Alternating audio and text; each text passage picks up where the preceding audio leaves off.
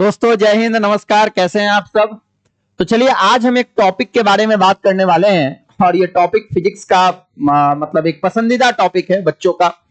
Even IIT JEE NEET का सब में ये इसका एक क्वेश्चन आता है, कभी कभी दो दो क्वेश्चन भी आपको मिल जाएगा। जी हाँ दोस्तों, टॉपिक का नाम है प्रोजेक्टाइल मोशन। तो चलिए आज हम बात करने वाले हैं प्रोजेक्टाइल मोशन का। तो प्रोजेक्टाइल मोशन जो है, प्रोजेक्टाइल मोशन, जी हाँ दोस्तों,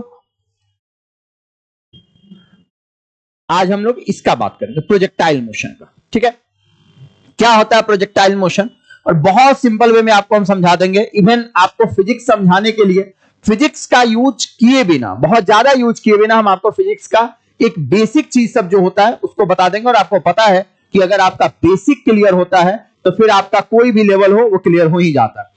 तो प्रोजेक्टाइल मोशन एक्चुअली में दो भाई का कहानी है। अब आप एक सर कहां प्रोजेक्टाइल मोशन, कहां दो भाई?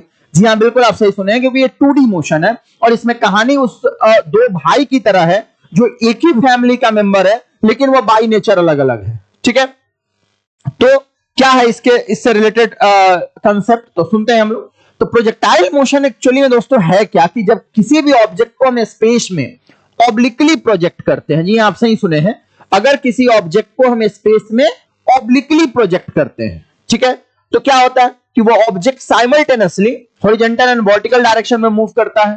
तो मान लीजिए कि ऑब्जेक्ट को हम स्पेस में फेंक रहे हैं और इसको हम ले लेते हैं हॉरिजॉन्टल को X axis, vertical Y axis. ठीक है, इसका कुछ एंगल ऑफ प्रोजेक्शन होगा, कुछ इनिशियल स्पीड होगा, तो यू हो गया, एंगल ऑफ प्रोजेक्शन थीटा हो गया। ठीक है, तो अब क्या है, अब आगे का कहानी सुनिएगा। पहले तो यू का हम सिंपल सा दो कंपोनेंट कर लेंगे, ठीक है, क्योंकि 2D मोशन है तो दोनों डायरेक्शन में कुछ ना कुछ इसका स्पीड बनेगा, तो एक्स पर एंड वाई पर। आप इसको रिजॉल्व जब करेंगे तो एक्स कंपोनेंट कॉस के फॉर्म में आ जाएगा, क्योंकि हम इधर से थीटा मेजर कर रहे हैं, और वाई कंपोनेंट जो है वो आपका यू साइन थीटा हो जाएगा। ठीक है, इतना बेसिक बात आप समझ गए। अब आगे का कहानी सुनिए। तो हम क्या बोले कि ये दो भाई का कहानी। अब दो भाई का कैसे? इसमें एक हॉरिजॉन्टल मोशन आपको दिख रहा है और एक वर्टिकल में मोशन दिख रहा है। बट इंटरेस्टिंग बात यह है, समझने वाला चीज यह है कि ये दोनों का नेचर अलग अलग है। क्योंकि हम लोग जो प्रोजेक्टाइल का स्टडी ऑल ओवर करते हैं वो एयर रेसिस्टेंस को नेग्लेक्ट करके करते हैं। हाँ, आप उसको कंसीडर करके भी कर सकते हैं, तो फिर उसका कंसेप्ट बदल जाएगा। फिर वो एक हम सेपरेट वीडियो में उस पर हम बात करेंगे कि जब हम एयर रेसिस्टेंस को लेंगे, कंसीडर करेंगे तो क्या होगा। अभी हम लोग जो कंसीडर कर रहे हैं, neglecting the effect of air resistance. अब क्या है आपका, तो हम आपको बताएं कि हॉरिजॉन्टल जो मोशन होता है ना, यानी एक्स एक्सिस पे जो मोशन होगा ये यूनिफॉर्म होगा, यानी इसका ना स्पीड बदलेगा ना डायरेक्शन बदलेगा, यानी यूनिफॉर्म मोशन होगा। और आप पढ़े हैं कि अगर कोई बॉडी यूनिफॉर्म मोशन में है ना, on a straight line path, ना उसका मैग्नीट्यूड स्पीड बदल रहा है ना डायरेक्शन बदल रहा है, तो वेलोसिटी बदलेगा नहीं, और जब वेलोसिटी बदलेगा नहीं तो एक्सेलरेशन होगा नहीं। तो कंसेप्ट यही है आपका कि एक्स एक्सिस पर एक्सेलरेशन जो होगा ये आपका जीरो होगा। एक्स एक्सिस पर एक्सेलरेशन हम कितना लेंगे? जीरो। और इसका रीजन है क्योंकि यूनिफॉर्म मोशन होगा। कैसा मोशन होगा? यूनिफॉर्म मोशन होगा। इसको आप दिमाग में रखेंगे। लेकिन सेम टाइम उसी समय उसी घर का एक मेंबर ऐसा है जो नॉन यूनिफॉर्म मोशन में, और वो है वर्टिकल मोशन, क्योंकि ग्रेविटी बैठा हुआ है और वो इसको रिटार्ड कर रहा है। तो वर्टिकल में आपका यहां पर रिटार्डेशन आएगा ay इक्वल टू माइनस जी। ठीक है, अगर हम अपवर्ड को पॉजिटिव, इनिशियल को पॉजिटिव ले रहे हैं तो डाउनवर्ड को निगेटिव हो जाएगा। तो यहां वर्टिकल में रिटार्डेशन हो रहा है, एक्सेलरेशन हो रहा है, लेकिन हॉरिजॉन्टल में नहीं हो रहा है। तो सबसे इंपॉर्टेंट चीज जो आपका समझने वाला है प्रोजेक्टाइल में वो यही है कि हॉरिजॉन्टल डायरेक्शन में मोशन यूनिफॉर्म होगा, यानी हम जब भी हॉरिजॉन्टल का कोई कंपोनेंट पुट करेंगे उसमें एक्सेलरेशन की जगह पे जीरो पुट करेंगे।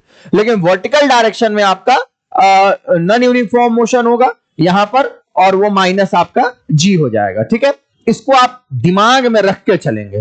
तो एक ही घर का ये दोनों मेंबर है, लेकिन दोनों का नेचर वाइज अगर आप देखिएगा तो अलग अलग नेचर है। हॉरिजॉन्टल अलग है, वर्टिकल। अब आप क्या क्या निकाल सकते हैं, तो चलिए शुरू करते हैं। ये तो बेसिक कंसेप्ट हो गया आपका प्रोजेक्टाइल का, जिसको दिमाग में रखना। अब हम निकालेंगे क्या? जैसे हम निकाल सकते हैं वेलोसिटी एट एनी टाइम।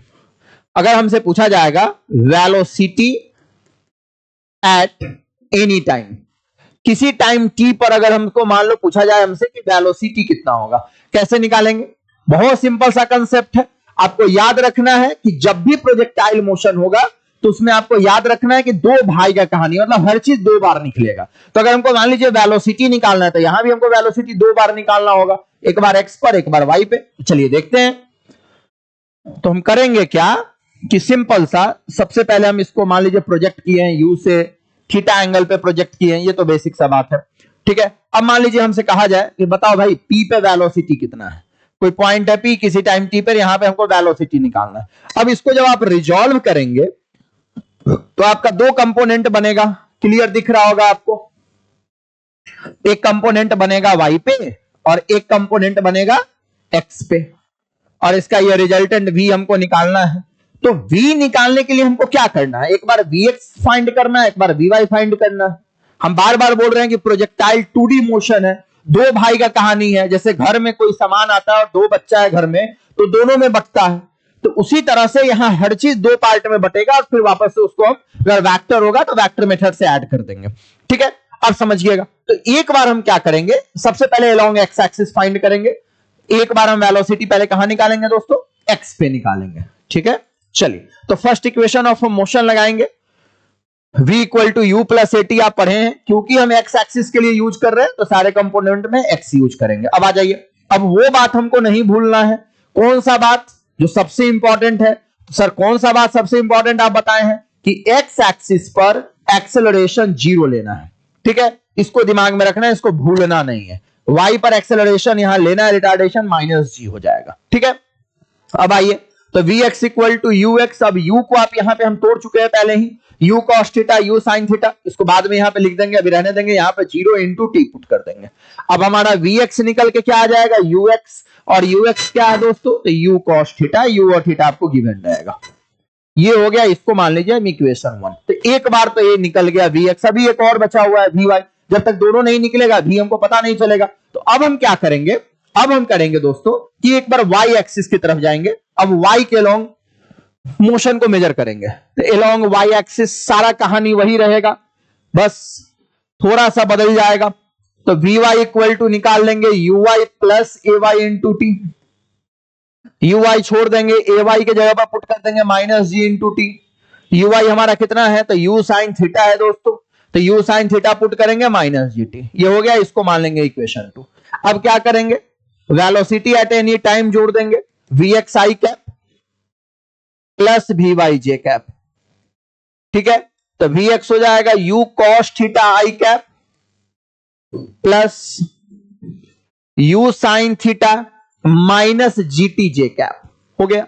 मतलब कितना आसानी से इसको हम लोग बना लिए, कितना इजी वे में बना लिए कि हम हर चीज को दो बार निकालेंगे। वेलोसिटी निकालना होगा दो बार निकालेंगे, पोजीशन निकालना होगा दो बार निकालेंगे, जो को कंपोनेंट कैलकुलेट, जो भी क्वांटिटी कैलकुलेट करना होगा उसका दो कंपोनेंट बनेगा, एक एक्स पर और एक वाई पे, और हम उसको बहुत आसानी से निकाल लेंगे। तो एक बार vx निकाल लिए यूनिफॉर्म मोशन लेकर, एक बार vy निकाल लिए, दोनों को लाकर जोड़ दिए। स्पीड अगर हमको यहां फाइंड करना है तो आपको पता है कि वेलोसिटी मैग्नीट्यूड में स्पीड बन जाता है, तो रूट अंडर एक्स कंपोनेंट का स्क्वायर प्लस वाई कंपोनेंट का स्क्वायर, सब दिया रहेगा, स्पीड निकाल लेंगे। तो ये हो गया वेलोसिटी एट एनी टाइम, ठीक है।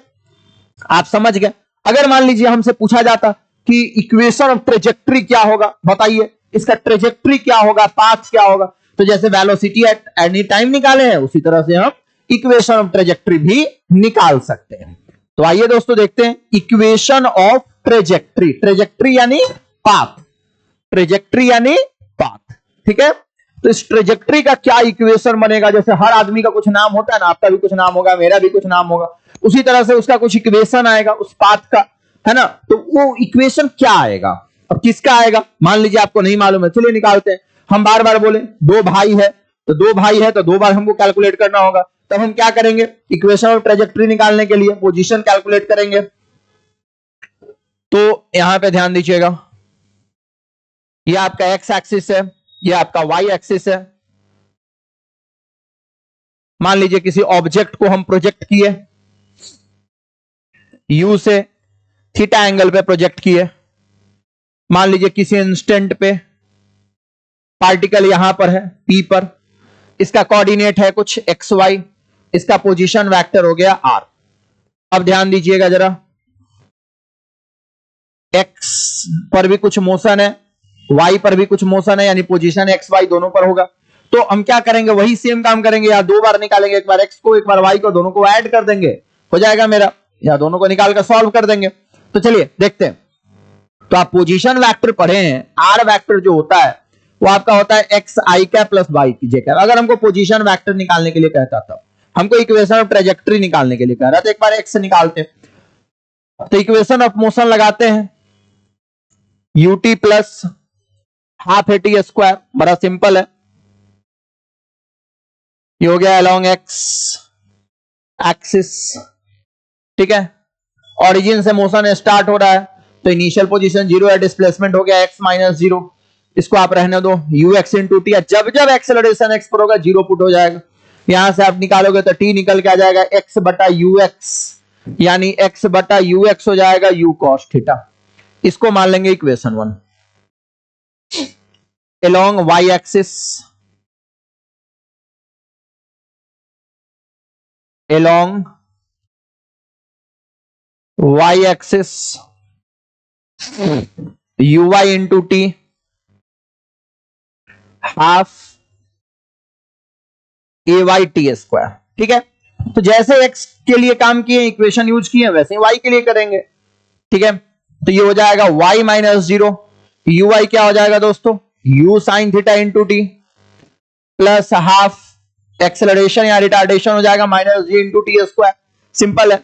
अब क्या करना है, u साइन थीटा, अब t का वैल्यू जो वहां पे निकाले हो यहां पे पुट कर दो, x upon u cos theta minus half g x by u cos theta का होल स्क्वायर, यू से यू कट जाएगा, y निकल के आ जाएगा sine by cos tan theta x minus g by 2u square cos square theta into x square. अब ये simple सा जो इक्वेशन आपको यहां पे दिख रहा है, लग रहा है इतना लंबा चौड़ा, अरे कुछ नहीं है भाई, पढ़े होइएगा, y equal to x plus minus b x square. ये किसका इक्वेशन है, पैराबोला का इक्वेशन, पैराबोला यानी पाथ जो होगा पैराबोलिक होगा। तो इस तरह से करके हम लोग वेलोसिटी निकाल सकते हैं, उसके बाद ट्रेजेक्टरी निकाले हैं, टाइम ऑफ फ्लाइट निकलता है, हाइट निकलता है, मतलब आप प्रोजेक्टाइल में रेंज निकाल सकते हैं, relation between maximum range height निकाल सकते हैं, है ना। इसका बहुत सारा केस है, तो इसमें थोड़ा सा चलिए और हम एक्सप्लेन कर देते हैं, ठीक। अब आइए, जैसे अगर हमको मान लीजिए निकालना है time of flight, right, time of flight. अब आप कहिएगा कि सर पटना में मेरा फ्लाइट था 9:30 में और दिल्ली में लैंड हुआ है 11:30 में, तो कोई पूछेगा ना कि 9:30 से 11:30 तक आप हवा में थे ना। तो टाइम ऑफ फ्लाइट में एक बात ध्यान रखिएगा कि उसी तरह से आप टाइम ऑफ फ्लाइट में देखना है कि जहां से प्रोजेक्शन हुआ है और जहां पे बॉडी गिरा है, बस टाइम कैलकुलेट कर लेना है। आप यहां से प्रोजेक्ट किए हैं, मान लीजिए कोई बॉडी आकर यहां गिरा है, तो इतना देर के लिए कहां था, हवा में था, एयर में था, ठीक है, स्पेस में था। तो टाइम ऑफ फ्लाइट जो हो जाएगा, यानी वर्टिकल डिस्प्लेसमेंट 0 हो जाएगा, जहां से चला वहीं आ गया, तो वर्टिकल डिस्प्लेसमेंट 0 हो गया। तो कुछ तो इसमें है ही नहीं, वर्टिकल पे लगा दीजिए s equal to u t plus half a t square, simple सा है, बहुत सिंपल है। तो वर्टिकल डिस्प्लेसमेंट 0 हो गया, यू आई आपका हो गया u sine theta into capital T plus half minus g. हम बार बार बोल रहे हैं कि जब भी वर्टिकल पे मोशन यूज करिएगा वहां पे आप माइनस जी यूज कर सकते हैं। u sine theta into t equal to हो जाएगा हाफ जी टी स्क्वायर, और यहां से अगर टाइम ऑफ फ्लाइट निकालिएगा तो ये हो जाएगा 2u साइन थीटा अपॉन जी। तो ऐसे करके आप टाइम ऑफ फ्लाइट निकाल लीजिए। उसी तरह से हाइट निकालिएगा u square sine square theta by 2g, range निकालिएगा u square sine 2 theta by g। इस तरह से आप इसको निकाल सकते हैं। तो बड़ा सिंपल है, ज्यादा इसमें कुछ है नहीं, ठीक है। तो ये एक छोटा सा डेमो वीडियो था, और बाकी मेरे YouTube चैनल पे आपको हर टॉपिक का वीडियो मिल जाएगा, और उसको हम कोशिश कर रहे हैं कि रेगुलर वे में वीडियो अपलोड करते रहें। बाकी ऑफलाइन क्लास में भी आप लोग मिलते हैं, वहां पर भी अगर आपको कंसेप्ट में कहीं कोई प्रॉब्लम होगा तो आप बताइएगा, हमेशा कहा जाता है कि फिजिक्स एक ऐसा सब्जेक्ट है कि यहाँ टीचर कोई नहीं होता है, हर कोई सीखता और सिखाता है, स्टूडेंट होता है। फिजिक्स में अगर कोई कहता है कि वो टीचर है तो शायद ये बात अल्बर्ट आइंस्टाइन भी नहीं बोले होंगे, न्यूटन भी नहीं बोले होंगे, तो बाकी कोई बोलने का हक भी नहीं रखता। तो चलिए सीखते रहिए, सिखाते रहिए और पढ़ते रहिए, बाकी फ्यूसिस में आते रहिए। जय हिंद।